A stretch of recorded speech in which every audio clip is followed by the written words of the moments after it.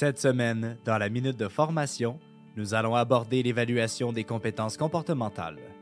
L'objectif de cette minute est de reconnaître les éléments à prendre en compte pour bien évaluer les compétences comportementales d'un candidat lors d'un entretien d'embauche. L'entretien d'embauche a une importance capitale pour évaluer le potentiel des candidats, car le professionnalisme d'une entreprise repose sur la qualité de ses employés.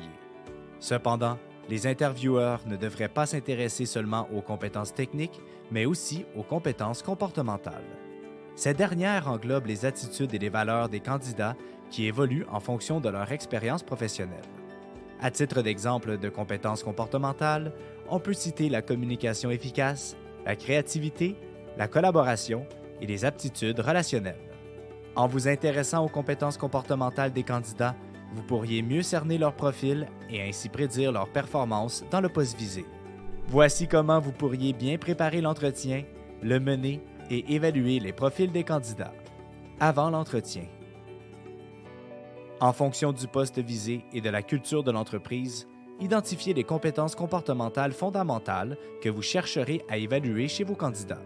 Par exemple, pour un poste lié au service à la clientèle, on pourrait mentionner la patience, l'orientation client ou encore l'adaptabilité. Pour un poste de gestion, on pourrait citer la communication efficace, la gestion du temps et des priorités ou encore la prise de décision. Pendant l'entretien.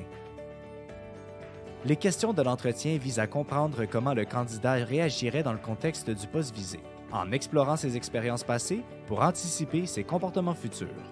En l'absence d'expérience professionnelle du candidat, les questions peuvent également porter sur ses activités bénévoles ou ses expériences personnelles.